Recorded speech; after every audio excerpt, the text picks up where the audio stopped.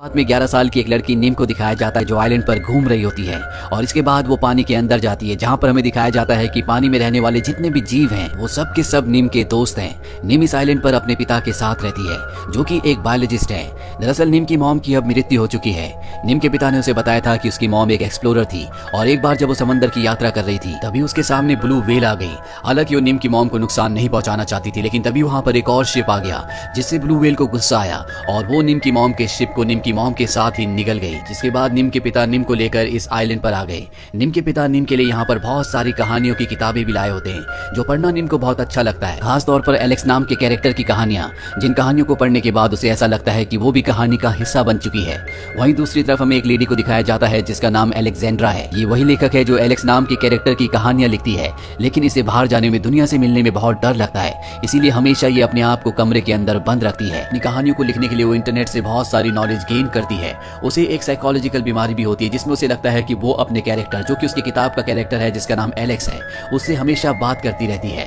और अब वो अपनी कहानी में ये दिखाना चाहती है कि एलेक्स एक ज्वालामुखी में फंस चुका है और उसे उस ज्वालामुखी से मुश्किलों का सामना करके बाहर निकलना है। लेकिन उसे कुछ भी समझ नहीं आ रहा होता कि वो इस कहानी को पूरा कैसे करे। वो इंटरनेट पर ज्वालामुखी की फोटोज देखती है और तभी उसे इंटरनेट पर एक फोटो दिख जाती है जिसमें ज्वालामुखी है और ये वही आइलैंड होता है जिस आइलैंड पर निम और उसके पिता जैक रहते हैं। इन दोनों ने इस फोटो को अपलोड किया होता है। जैक की ईमेल आईडी भी यहाँ पर होती है। वही जैक को दिखाया जाता है जो कुछ बायोलॉजिकल रिसर्च कर रहा होता है और उसी रिसर्च को बढ़ाने के लिए उसे यहाँ से 2 दिन के सफर पर जाना है। वो निम को भी अपने साथ चलने के लिए कहता है, लेकिन निम कहती है कि मेरा कछुआ बहुत जल्दी अंडे देने वाला है, इसीलिए मैं आपके साथ नहीं आ सकती। हालांकि जैक चाहता है कि निम उसके साथ आए, पर निम उससे कहती है कि मैं सैटेलाइट फोन से आपसे कनेक्ट रहूंगी, मुझे यहाँ पर रुकना होगा। और अब जैक को ना चाहते हुए भी अपनी बेटी निम को इसी आइलैंड पर छोड़कर अकेले सफर पर जाना पड़ता है। निम अब इस पूरे आइलैंड पर अकेली है। रात को वो अपने पिता के कंप्यूटर के पास जाती है। वो देखती है कि उसके पिता को एक मेल आया है और जब वो मेल को खोलती है तो ये मेल एलेक्जेंड्रा का होता है। लेकिन एलेक्जेंड्रा ने मेल अपने नाम से नहीं बल्कि एलेक्स के नाम से किया होता है। और जब निम देखती है कि एलेक्स का मेल आया है तो बहुत खुश हो जाती है। उसे लगता है कि जिस कैरेक्टर की वो कहानियां पढ़ती है उसी कैरेक्टर ने उसे मेल किया है। इस मेल में लिखा होता है कि मुझे अपने अगले एडवेंचर के लिए तुम्हारी मदद की जरूरत है। निम ये देखकर खुश होती है और उसे रिप्लाई कर देती है कि हम तुम्हारी मदद करने के लिए तैयार है। और जब एलेक्जेंड्रा को मेल का रिप्लाई मिलता है तो बहुत ज्यादा खुश हो जाती है और एक बार फिर से अपनी कहानी लिखना शुरू कर देती है। और तभी उसकी कहानी का कैरेक्टर जिसका नाम एलेक्स है उसके सामने आकर बैठ जाता है, जिससे वो बातें करना शुरू कर देती है। ये सिर्फ उसकी कल्पना है जो उसके सामने बैठी हुई है। यहाँ पर हमें एक चीज और दिखाई जाती है कि उसकी कल्पना जो कि एलेक्स है उसकी शक्ल हूबहू निम के पिता जैक से मिलती है। वही निम को दिखाया जाता है जो सैटेलाइट फोन से अपने पिता जैक को कॉल करती है और उन्हें बताती है कि मेरे कछुए ने बहुत सारे अंडे दिए हैं। जैक का काम भी खत्म हो चुका होता है। वो कहता है कि कल सुबह तक मैं घर पहुंच जाऊंगा और इसके बाद तूफान आना शुरू हो जाता है जिसमें जैक पूरी तरह से फंस चुका है। साथ ही निम को दिखाया जाता है जो इतने बड़े तूफान की वजह से बुरी तरह से डर चुकी होती है। किसी तरह से रात बीत जाती है और अगली सुबह निम देखती है कि पूरा घर पूरी तरह से तबाह हो चुका है। उसे अपने पिता जैक की बहुत ज्यादा चिंता होने लगती है। इसीलिए सबसे पहले वो सोलर पैनल को ठीक करती है और अपने सैटेलाइट फोन को ऑन करके अपने पिता को कॉल करती है। लेकिन उसके पिता का फोन हमें पानी के अंदर दिखाया जाता है। साथ ही जैक को भी दिखाया जाता है जो अपनी बोट पर बेहोश होता है। दरअसल उसकी बोट तूफान की वजह से पूरी तरह से तबाह हो चुकी होती है। उसमें पानी भी भर रहा होता है। वो एक मशीन से पानी को बाहर निकालता है और अब उसे किसी भी तरह से आइलैंड पर वापस पहुंचना होगा जहां पर उसकी बेटी निम है।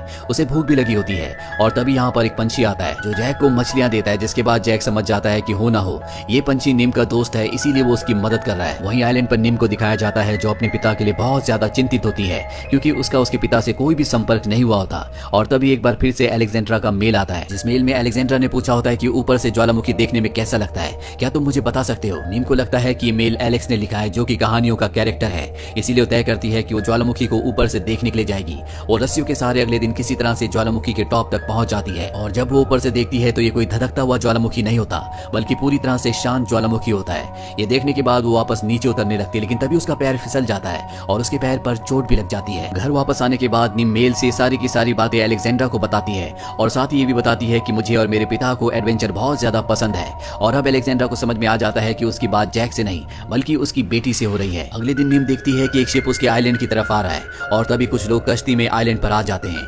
यहाँ पर जो शिप का कैप्टन होता है उसे आइलैंड बहुत ज्यादा पसंद आता है और वो तय करता है कि वो यहाँ पर टूरिस्ट को लेकर आएगा जिससे वो बहुत पैसे कमा सकता है। और इसके बाद वो अपनी टीम के साथ यहाँ से निकल जाता है। निम को ये सब देखकर बहुत बुरा लगता है क्योंकि वो नहीं चाहती कि उसके आइलैंड पर कोई भी आए और मेल से भी बातें एलेक्स को बताती है। वो बताती है कि उसके पिता यहाँ पर नहीं है, वो आइलैंड पर पूरी तरह से अकेली है और अब कुछ लोग भी यहाँ पर आने वाले हैं। दरअसल वो एलेक्स यानी कि एलेक्जेंड्रा से मदद मांग रही होती है, लेकिन एलेक्जेंड्रा को बाहर जाने में, लोगों से मिलने में डर लगता है। उसे समझ नहीं आता कि वो कैसे उसकी मदद करेगी, इसीलिए वो निम से कहती है कि मैं तुम्हारी मदद मदद के लिए किसी को भेज देती हूँ, लेकिन निम साफ साफ मना कर देती है क्योंकि वो नहीं चाहती कि इस आइलैंड के बारे में और भी लोगों को पता चले।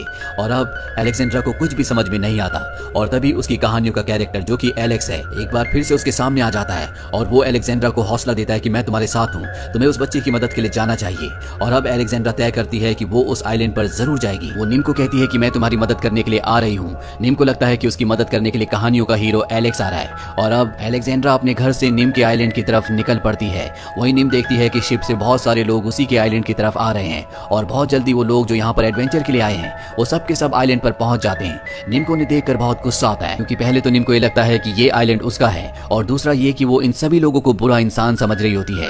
और तभी उन्हीं में से एक छोटा बच्चा निम को देख लेता है, वो उसकी तरफ आता है। निम पेड़ के ऊपर से उसके ऊपर एक छिपकली गिरा देती है जिससे वो बहुत ज्यादा डर जाता है और निम ये देखकर सभी के ऊपर यहाँ पर छिपकलियां गिराती है जिससे सबके सब डर जाते हैं। लेकिन फिर भी वो इस आइलैंड को छोड़कर नहीं जाते। जिसके बाद निम ऊपर ज्वालामुखी तक पहुंच जाती है जहाँ पर वो ज्वालामुखी के अंदर धुआं प्रोड्यूस करती है और जब ज्वालामुखी से धुआं निकलते हुए सभी लोग देखते हैं तो सबके सब डर जाते हैं। उन्हें लगता है कि ज्वालामुखी फटने वाला है, इसीलिए सबके सब अपनी नाव की तरफ भागने लगते हैं। निम वापस नीचे आ जाती है और एक बार फिर से उसे वही लड़का मिलता है जिसने पहले भी उसे देखा था और वो निम को बताता है कि हम सिर्फ यहाँ पर घूमने के लिए आए हैं, हम तुम्हें या इस आइलैंड को नुकसान पहुंचाने के लिए नहीं आए। और निम को एहसास होता है कि सब के सब मासूम लोग हैं, लेकिन अब सब लोग डर चुके होते हैं। ये लड़का भी वापस चला जाता है जिसके बाद अपने माँ बाप को बताता है कि उसने यहाँ पर एक लड़की को देखा है, लेकिन उसकी बात पर कोई भी विश्वास नहीं करता।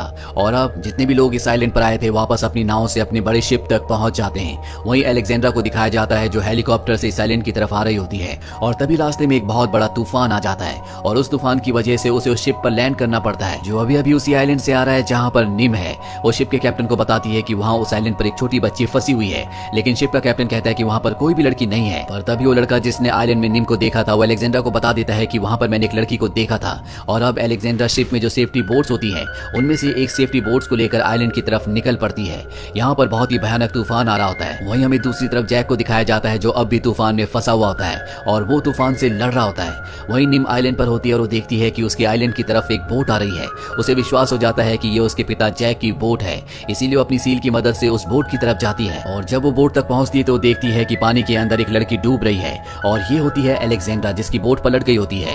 निम उसे बचाने के लिए पानी के अंदर जाती है जिसके बाद ये दोनों के दोनों पानी की लहरों में फंस जाते हैं। पर अगली सुबह इन दोनों को पानी के समंदर के किनारे दिखाया जाता है और अब यहाँ पर निम अलेक्जेंड्रा को देखकर हैरान होती है। अलेक्जेंड्रा उसे बताती है कि मैं तुम्हारी मदद के लिए यहाँ पर आई हूँ, मैं ही वो हूँ जिससे तुम मेल पर बातें कर रही थी। एलेक्स मेरी कहानियों का पात्र है जिसे मैंने लिखा है।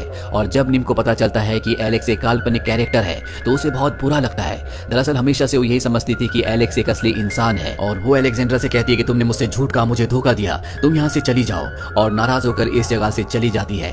अलेक्जेंड्रा को कुछ भी समझ नहीं आता कि उसे क्या करना चाहिए और तभी उसकी किताबों का काल्पनिक कैरेक्टर एलेक्स उसके सामने आ जाता है और उसे कहता है कि तुम्हें मुश्किलों का सामना करना होगा, तुम्हें उस बच्ची को मनाना होगा। और ये कहने के बाद एलेक्स उसकी जिंदगी से हमेशा हमेशा के लिए चला जाता है जो कि उसकी एक काल्पनिक इमेज थी। अलेक्जेंड्रा एक बार फिर से निम के पास जाती है और उसे मनाने की कोशिश करती है।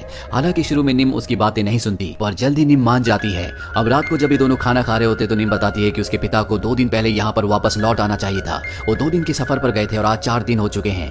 अलेक्जेंड्रा उसे कहती है कि तुम चिंता मत करो, तुम्हारे पिता जरूर वापस लौट आएंगे।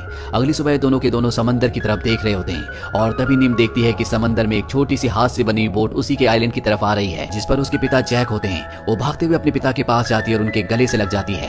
अब अलेक्जेंड्रा भी यहाँ पर आ जाती है। वो जैक को देखकर पूरी तरह से हैरान होती है क्योंकि उसकी काल्पनिक कहानियों का जो कैरेक्टर है जिसका नाम एलेक्स है उसकी शक्ल हूबहू जैक से मिलती है। वो जैक को बताती है कि मैं ही वो राइटर हूँ जिसने एलेक्स की सारी कहानियां लिखी है। साथ ही एलेक्स जिसको मैं इमेजिन किया करती थी उसकी शक्ल हूबहू तुमसे मिलती है। और अब ये तीनों के तीनों इस आइलैंड पर रहने का फैसला कर लेते हैं। कहानी के अंत में हमें दिखाया जाता है कि ये तीनों के तीनों बीच पर कोकोनट बॉल से खेल रहे हैं और इस तरह से अलेक्जेंड्रा की जिंदगी में जो डर जो अकेलापन था वो हमेशा के लिए दूर हो जाता है। साथ ही निम को एक मॉम की जो कमी थी वो उसे अलेक्जेंड्रा के रूप में मिल जाती है और अब इस सब के सब इस आइलैंड पर बहुत